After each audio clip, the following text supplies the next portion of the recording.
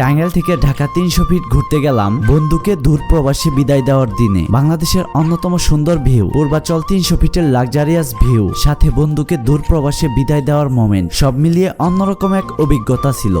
Hello everyone, আসসালামু আলাইকুম। যেহেতু আমার বন্ধু আশিকের ফ্লাইট ছিল রাত 10টার পরে, তাই আমরা অনেক আগেই এয়ারপোর্টের সামনে চলে আসি। আমাদের হাতে বেশ কিছুক্ষণ সময় থাকার কারণে সবাই মিলে ঠিক করি এইখান থেকে ঢাকা ৩০০ ফিট পূর্বাচলে ঘুরতে যাব। সবাই নিজেদের প্ল্যান মতো খুশি হয়ে ঢাকা এয়ারপোর্টের সামনে থেকে রওনা হই ঢাকা ৩০০ ফিট পূর্বাচলের দিকে। যাওয়ার পথে আমরা গাড়িতে গান বাজাতে যাই, আর গানের বিটের সাথে সাথে রাস্তার সামনের ল্যাম্পপোস্ট গুলো জ্বলছিল আর নিভছিল। বেশ কয়েকদিন গরম এবং কারেন্ট না থাকার ঝামেলার পর আমরা যেদিন এয়ারপোর্ট এবং ৩০০ ফিটে গেলাম, এই দিনই আমরা রওনা দেওয়ার কিছুক্ষণ পর থেকেই তুমুল ঝড় বৃষ্টি শুরু হয়। এত পরিমাণ পানি পড়েছে যে ঢাকা শহরে অনেক জায়গায় বন্যা হয়ে গেছে। তবে আমরা ৩০০ ফিট যেতে যেতে বৃষ্টি থেমে বিকেলের আবহাওয়া ফুটে উঠেছে। আর আমরা সবাই জানি বৃষ্টির পর বাংলাদেশের প্রকৃতি এত সুন্দর হয়, তারই আরো একটি প্রমাণ দেখতে পেলাম আমরা এই দিন। ঢাকা ৩০০ ফিট পূর্বাচলের এই দিক যেমন আধুনিক, তেমনি ওয়েদারের সাথে অন্যরকম একটি ভিউ দিচ্ছে। ঢাকা শহরের সীমানা আরো বাড়ানোর জন্য পূর্বাচলের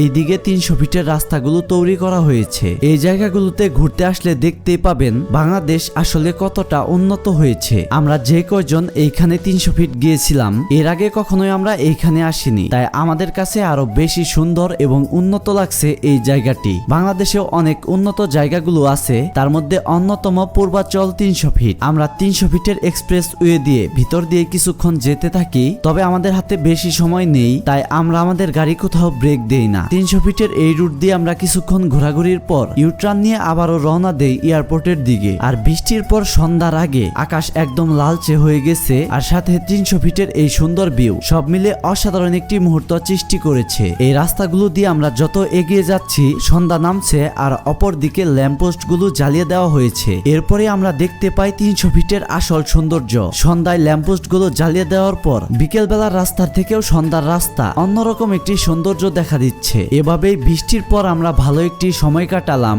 ঢাকার অন্যতম জনপ্রিয় পূর্বাচলের ৩০০ ফিটে। আমরা এই সময়টা খুবই উপভোগ করতেছিলাম, আর বৃষ্টি থেমে গেলেও আকাশে মেঘের ঘন ঘটা আর ঝিলকানি কিন্তু শেষ হয়ে যায়নি। ৩০০ ফিটের রাস্তাগুলোর এই পাশের বিল্ডিং গুলোর দিকে যখন ভিডিও করছি, সন্ধ্যার দিকে ওয়েদারের কারণে এতটা ক্লিয়ার দেখা যাচ্ছিল, আর রাস্তার পাশের এই পরিবেশগুলো কিন্তু অন্যরকম সুন্দর দেখাচ্ছিল। আর এই সুন্দর ভিউ উপভোগ করার সাথে সাথে ওই আকাশে মেঘের ঘর্ষণে একটু পর পরই ঝিলকানি শুরু হচ্ছে। অনেক চেষ্টার পর সেই ঝিলকানিগুলো একটু একটু ক্যাপচার করতে পেরেছি। এই পরিবেশের সাথে বৃষ্টির ঝিলকানিগুলো দেখে মনে হচ্ছে আকাশ মনে হয় একদম ফেটে গেছে। এভাবে রাস্তার সৌন্দর্য, মেঘের ঘর্ষণ এবং বৃষ্টির ঝিলকানি দেখতে দেখতে আমরা ৩০০ ফিট পার হয়ে আবারও এয়ারপোর্টের রোডে চলে আসি। সন্ধ্যার দিকে সূর্য অস্ত যাওয়ার পরও আকাশটা এত সুন্দর একটি রূপ নিয়েছে, যেটা চারদিকে মুগ্ধতা ছড়িয়ে দিয়েছে। এরপর আমরা প্রবেশ করি আমাদের চিরচেনা সেই হযরত শাহজালাল আন্তর্জাতিক বিমানবন্দরে। এই লালচে আকাশে এয়ারপোর্টটা কিন্তু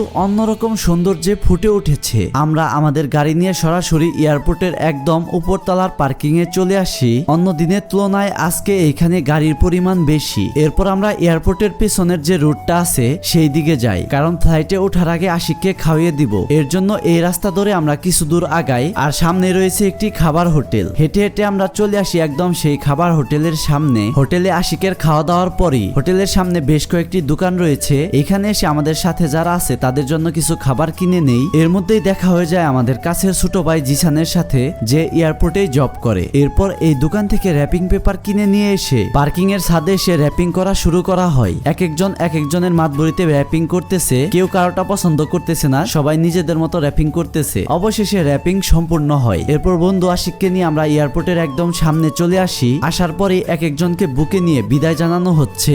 গত বছরও ওকে বিদায় দিতে গিয়ে যেমন আমরা কেঁদে দিয়েছিলাম, কারণ সেটা ছিল প্রথমবার প্রবাসে যাওয়া, যেটা নিয়ে আমাদের মনে অনেক কষ্ট লেগেছিল, আর জানতাম না কতদিন পরে আসবে। এবার অনেকটা হাসি মুখে আছি, এবার কিন্তু জানি ও কতদিন পরে আসবে, তাই সে অপেক্ষায় থেকে আমরা সবাই ওকে হাসি মুখে বিদায় দিতে চাচ্ছি। সবার সাথে কুলাকুলি করার পরই আমাদের জিসান আশিককে নিয়ে একদম এয়ারপোর্টের ভিতরে দিয়ে আসবে, তাই জিসান এবং আশিক একসাথে ডকুমেন্ট সবগুলো নিয়ে এয়ারপোর্টের ভিতরে প্রবেশ করে আর আমরা বাইরে দাঁড়িয়ে থেকে থেকে আশিককে হাসি মুখে বিদায় দিচ্ছি। সবাই আমার বন্ধুর জন্য দোয়া করবেন যেন ও যেখানেই থাকে ভালো থাকে এবং আবারও খুব শীঘ্রই আমাদের সাথে যেন দেখা হয়। আশিককে বিদায় দেওয়ার পরে আমরা চলে আসি এয়ারপোর্টের পার্কিং এর এইখানে। মুন্নাদের দোকান থেকে তরমুজ আনা হয়েছিল, সেই তরমুজ কেটেই একদম ওই কিরে মধু মধু রসমালাইয়ের মতো লাল টকটকা তরমুজ বের হয়। সেই তরমুজ কেটেই আমরা এক একজন খুবই মজা করে খাই। এভাবেই খাওয়া দাওয়া শেষ করে আমরা আশিককে বিদায় দিয়ে চলে আসি। তো এই ছিল আমার আজকের ভিডিওটি যদি ভালো লেগে থাকে অবশ্যই লাইক, কমেন্ট এবং বেশি বেশি শেয়ার করবেন।